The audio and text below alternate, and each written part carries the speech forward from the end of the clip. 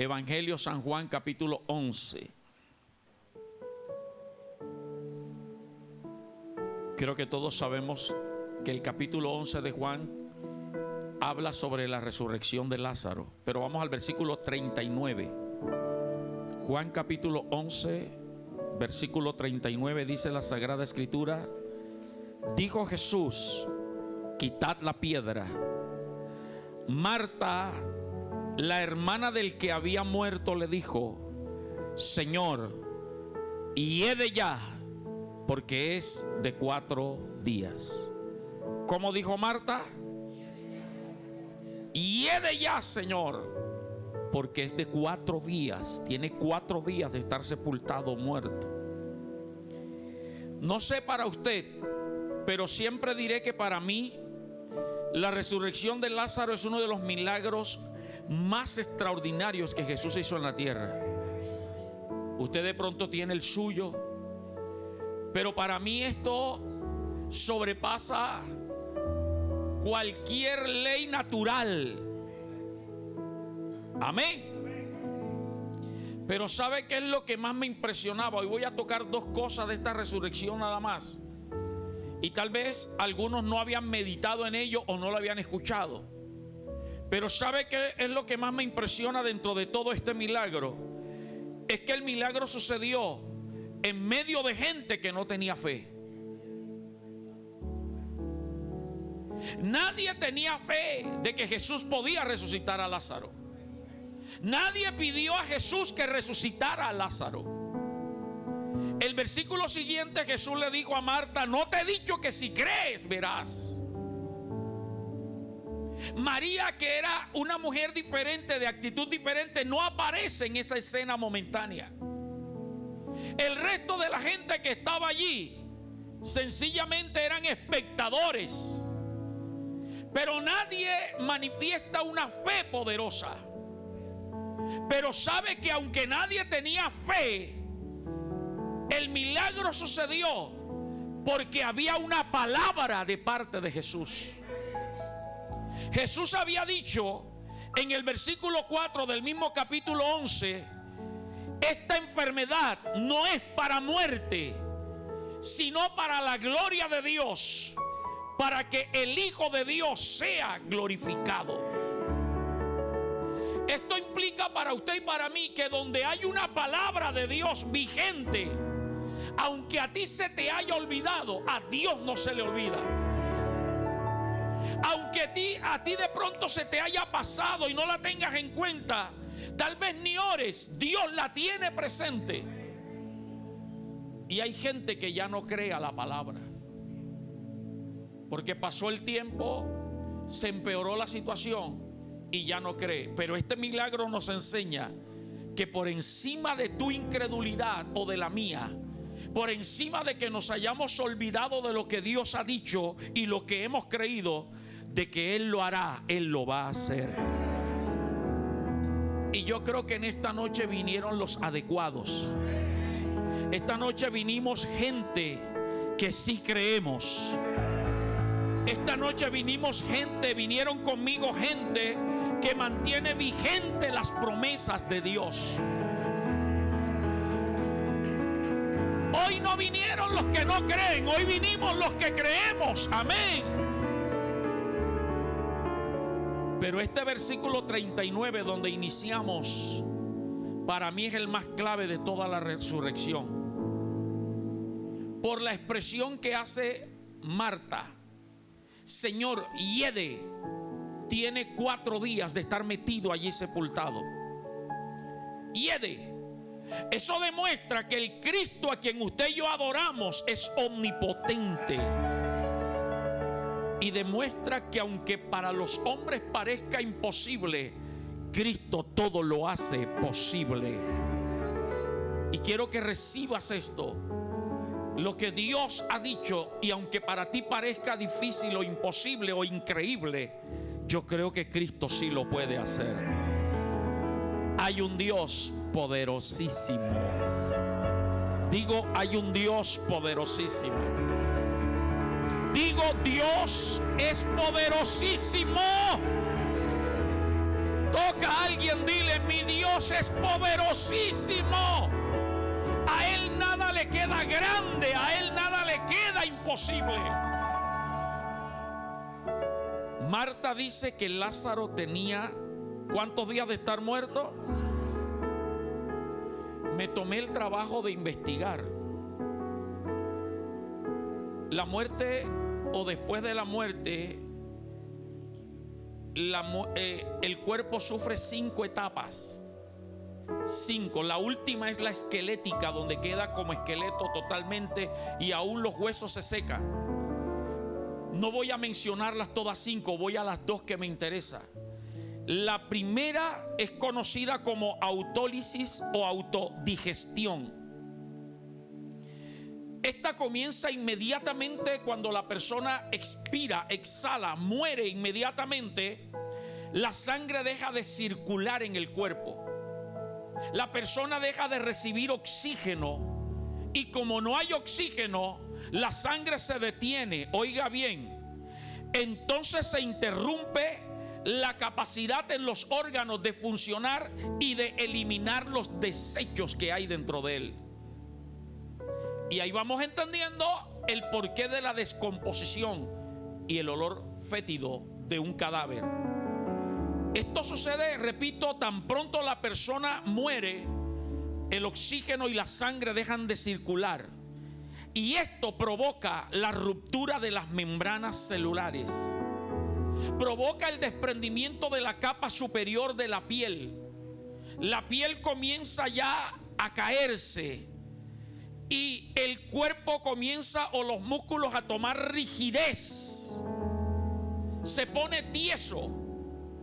Y luego pasa a la segunda etapa, que inicia después de 3 días de la persona haber muerto, que es la hinchazón. La hinchazón sucede después del 3er día. Y muchas veces el tamaño del cuerpo se duplica de lo que antes o normalmente es. Se hincha. Nosotros no lo vemos porque ya 3 días el cuerpo está allí depositado. Se produce decoloración en la piel. Y es ahí donde aparecen después de 3 días los insectos y las bacterias que comienzan a producir olor desagradable o putrefacción. ¿Por qué me detengo allí? Porque Lázaro tenía 4 días de muerto, lo que indica que ya Lázaro estaba en este tiempo de descomposición y de olor fétido. La expresión de Marta en el versículo 39 es hiede. No dijo de pronto hiede. Lo que estaba indicando que el hedor del cuerpo de Lázaro salía fuera de la tumba.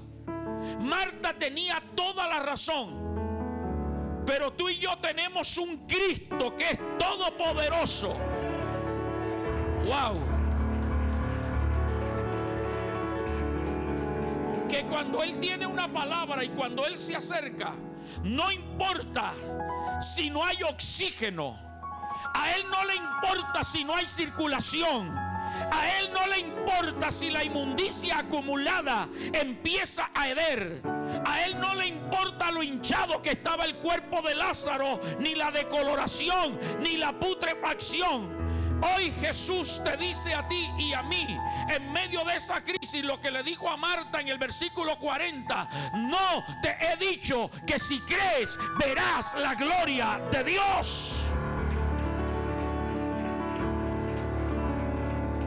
Si tú y yo creemos, hermano, pero tenemos una fe limitada en nosotros. Cuando nos detenemos a ver la crisis, el problema, perdóneme el término que voy a usar, el argot boxístico, tiramos la toalla. Nosotros creemos hasta que vemos que ya no hay manera. Es más, a veces decimos ya para qué. Nunca te olvides que cuando tú y yo terminamos es cuando Dios apenas va a comenzar. Y si aquí hay gente que tiró la toalla, hoy Cristo te la va a levantar y te va a decir avanza. Usted me permite explicarle, porque sé que hay gente que entiende el argot boxístico de lo que estoy hablando, pero de pronto otros no tienen ni idea. Cuando hay una competencia boxística, que uno de los pugilistas, de los boxeadores, ya no levanta la guardia y el contrario le está dando y le está pegando y le está dando y el otro no se defiende y el referee no interviene y no detiene la pelea, entonces los que están de segundo de él, su manager, los que lo atienden en la esquina, arrojan una toalla y con eso están indicando al referee que detenga la pelea. Ellos asumen la derrota y entonces tiran la toalla y eso hace que detengan la pelea. El diablo te puede tener groggy, el diablo te puede tener tambaleando. De pronto tu guardia espiritual ha bajado, aleluya. De pronto tu fe se ha quitado y sientes que todo ha acabado. Pero en nuestra esquina hay un manager que nunca va a tirar la toalla. Hay un manager que ha dicho que no serás tentado más allá de lo que puedes resistir. Él sabe que tú puedes resistir más. Él está esperando de ti, aleluya.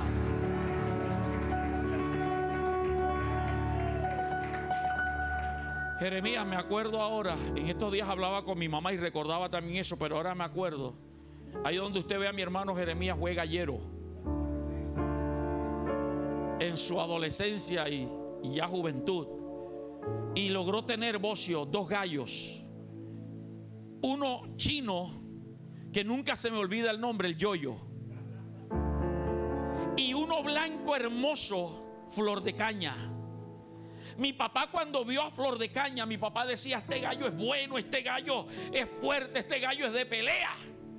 El día que mi hermano llevó a pelear a Flor de Caña y al Yoyo, yo fui, me llevó. Yo era un muchachito, me llevó.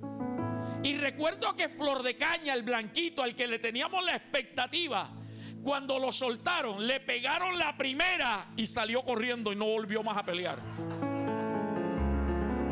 Dile al que está al lado tuyo: tú no eres Flor de Caña. No corras. El gallo chino, el Yoyo, lo echaron. Y ese gallo sí era bueno para pelear y tiraba. Pero llegó el momento donde el contrincante hizo un vuelo, un aleteo, y lo cogió y lo chuzó por aquí. Dicen que cuando el gallo lo chuzan por aquí abajo, lo pierde ya y cae. Y el Yoyo cayó. Y el otro se creía vencedor, pero de la nada el Yoyo levantó un vuelo, ¿te acuerdas, Jere? Y le metió un pretinazo al otro que lo mató. Y el Yoyo ganó la batalla. Dile al que está al lado tuyo: tú y yo somos como el Yoyo. Hoy nos levantamos, hoy peleamos, porque a mi Cristo no le importa el estado en que tu enfermedad, en que tu crisis, en que tu hogar esté. Hoy hay vida y hoy hay resurrección, porque Él es todopoderoso. Así que lo primero que quiero tratarte era eso, la expresión de Marta. No te he dicho que si crees verás la gloria de Dios. Marta tenía toda la razón. Lo segundo que quiero tomar es la manera como salió Lázaro de la tumba. Me tocó, cuando estudiaba esto desde ayer, investigar, orar, pedirle a Dios revelación, porque yo creía, no sé usted, yo creía que Lázaro estaba todo envuelto. Vaya al versículo 44 de Juan 11. Estaba todo vendado, pero busqué varias versiones de la Biblia y la mayoría, solo una hablaba diferente, pero no hablaba de envolver todo. Pero Nueva Versión Internacional, todas dicen: y el que había muerto salió como.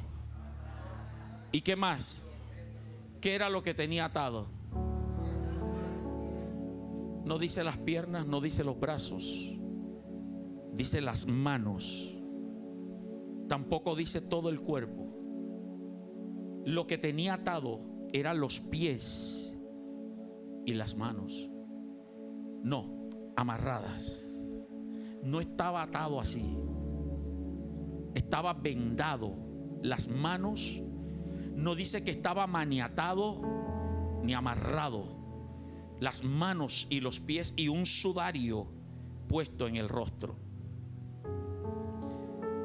¿Sabe que no hay un registro bíblico sobre la enfermedad que padeció Lázaro? No hay un registro bíblico. Hay suposiciones con libros seculares de cuál era la enfermedad de la que padeció Lázaro. Pero cuando yo profundizaba en esto, ¿por qué el rostro? ¿Por qué las manos? ¿Por qué los pies solamente? Puedo entender una de las versiones, y es por la que me inclino. La enfermedad de Lázaro era lepra.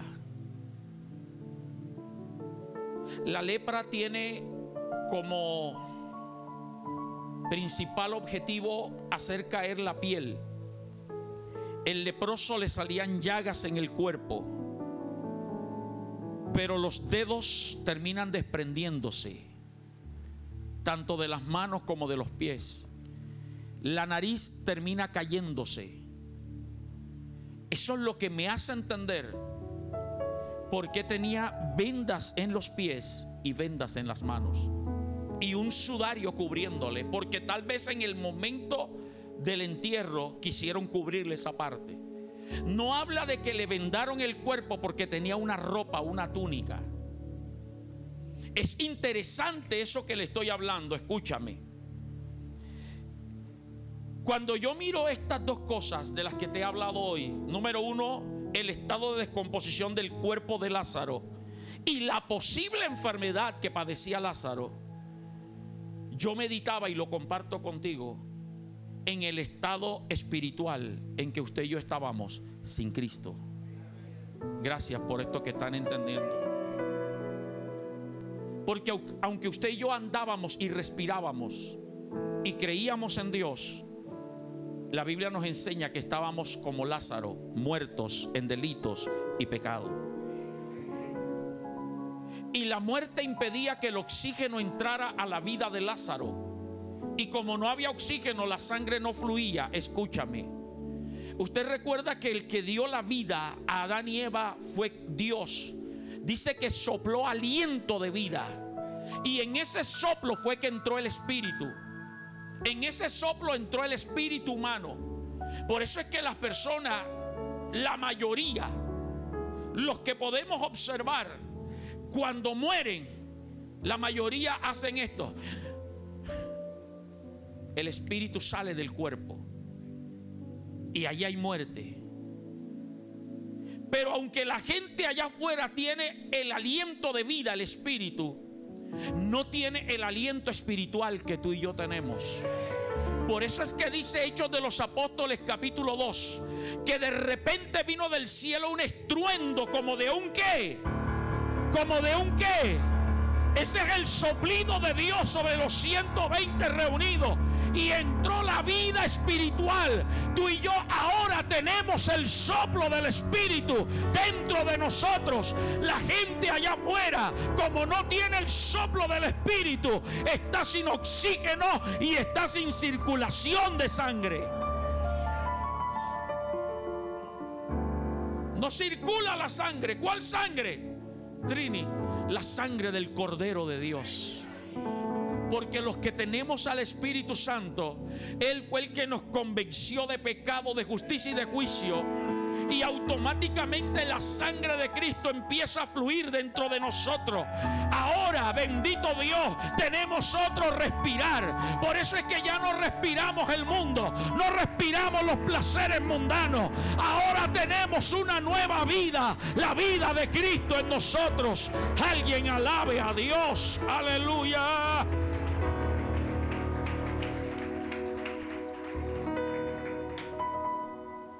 Sin Cristo estábamos hinchados. ¿Hinchados cómo así, pastor? Hinchados de maldad y de pecado. Estábamos decolorados. Sin Cristo estábamos putrefactos por el pecado. Y nuestro cuerpo se caía por causa de la lepra del pecado. Y no nos veíamos a nosotros mismos. Por eso es que los verdaderos hijos de Dios Ahora cuando vemos a la gente allá afuera, cuando vemos al alcohólico, al drogadicto, a la prostituta, al homosexual y a los pecadores, bendito Dios, lo que sentimos es compasión por ellos, porque nos damos cuenta que así andábamos nosotros sin Dios, el pecado llevándonos de un lado a otro. Pero Cristo un día se acercó y dio la orden de que saliéramos de la tumba donde estábamos, y fue quitada la venda de nuestras manos, la venda de nuestros pies. Gloria a Dios, fue quitado el velo de nuestro rostro. Ahora vemos claramente y tenemos un cuerpo nuevo. Aleluya. Y tenemos un cuerpo nuevo que no se lo prestamos al pecado. Ahora tenemos un cuerpo que es templo del Espíritu Santo de Dios que mora dentro de nosotros. Colosenses 2:13. Colosenses 2:13 dice: y a vosotros, estando muertos en pecados y en la incircuncisión de vuestra carne, ¿qué hizo? Levanta la mano y léelo. Me dio vida juntamente con Él, perdonando todos los pecados. ¿Cuántos están agradecidos por la vida? ¿Cuántos están agradecidos por la vida? Amén, hasta más. Wow. Yo le digo, iglesia, ¿cómo no vivir agradecido toda la vida? Voy a terminar. ¿Cómo no vivir agradecido? ¿Cómo yo voy a traicionar al Dios que dio su vida por mí y que sanó mi carne, sanó mi alma, sanó mi espíritu y me resucitó juntamente con Él y me dio vida? ¿Cómo voy a cambiar la vida cristiana por los placeres del mundo, que lo que hacen es traer mortandad, putrefacción y destrucción? Yo prefiero la vida de Cristo. ¿Cómo no agradecerle? ¿Cómo no servirle? ¿Cómo no dedicarle mi vida a Él? ¿Cómo no estar en un ministerio? ¿Cómo no estar en un cargo en la iglesia? ¿Cómo no rendirme a Él? Pero sobre todo, ¿cómo no celebrar su victoria a través de la cena del Señor? ¿Cómo no celebrar la cena del Señor? Si dice literalmente la Biblia que la noche en que Jesús fue entregado, tomó pan. Tráigame una galleta de esa que está por ahí. Digo galleta, pero es pan. Pan sin levadura. Si hay una entera, si quedó una entera, tráiganmela. ¿Cómo no vivir, Eugenio, para Él? Esto es entender el verdadero evangelio. Él tomó pan y lo partió, y habiendo dado gracias, lo partió y dijo: tomad, comed, esto es mi cuerpo, que por ustedes y por mí es partido. Habiendo dado gracias, lo partió y dijo: tomad, comed, esto es mi cuerpo, que por ustedes es partido. Tomad. No sabemos en cuántos pedazos lo partió. Reparta ya, partan por ahí. Lo que estaba diciendo era: mi cuerpo va a ser partido, destrozado por amor a ustedes.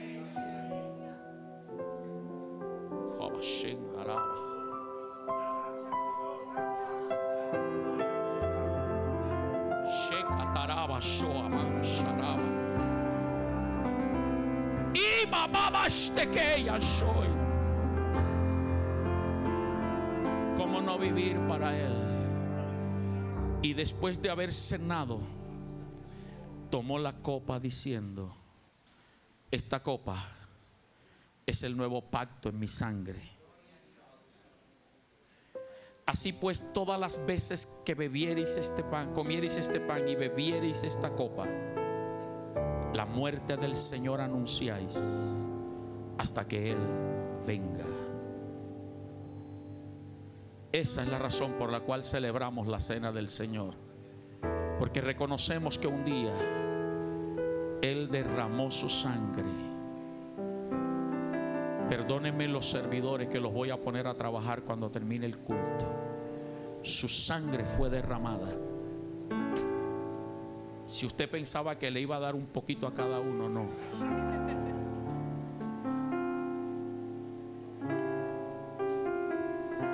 Camino al Gólgota,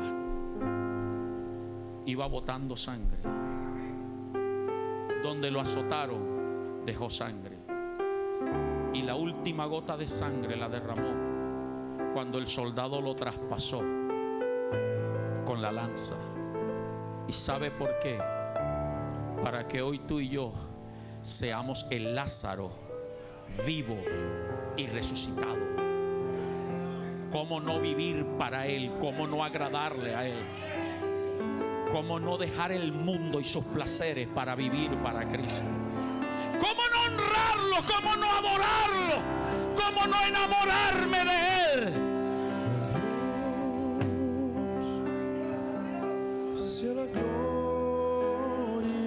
Alguien adórelo.